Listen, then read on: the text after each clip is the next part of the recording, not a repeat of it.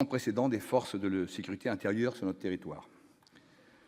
Eu égard au niveau élevé et la diversité des menaces, les gouvernements successifs ont engagé au cours des dernières années des efforts budgétaires certains et élaboré des plans de lutte contre le terrorisme et contre l'immigration clandestine.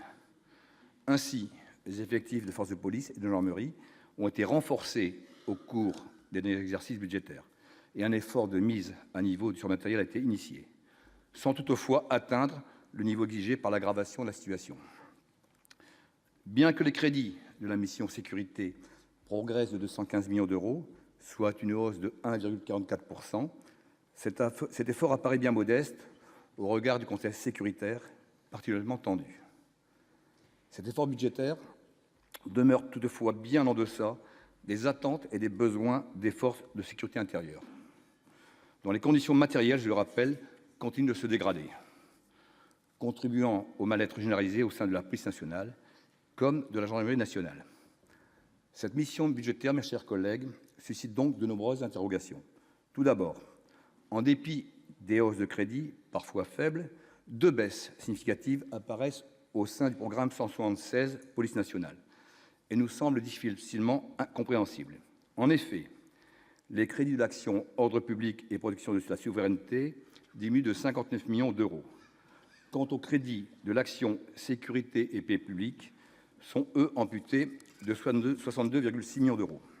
Ensuite, toujours au sein du programme 116, alors que la France a décidé de maintenir les contrôles frontières jusqu'au 30 avril 2018, l'action Police des étrangers et sécurité des transports internationaux, qui en assure notamment le contrôle des personnes aux frontières, la lutte contre l'immigration clandestine et le démantèlement des filières qui l'organisent, ne représente que 8,3 du programme.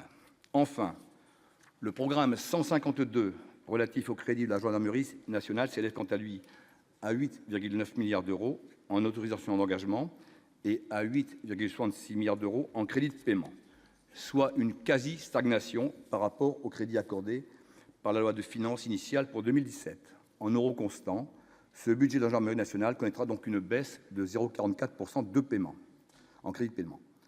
Cette évolution qui pèse sur le budget de fonctionnement et d'investissement est d'autant plus regrettable que la gendarmerie a vu le panel de ses missions s'élargir considérablement au cours des dernières années, avec un rôle accru en matière de lutte contre le terrorisme et contre l'immigration irrégulière.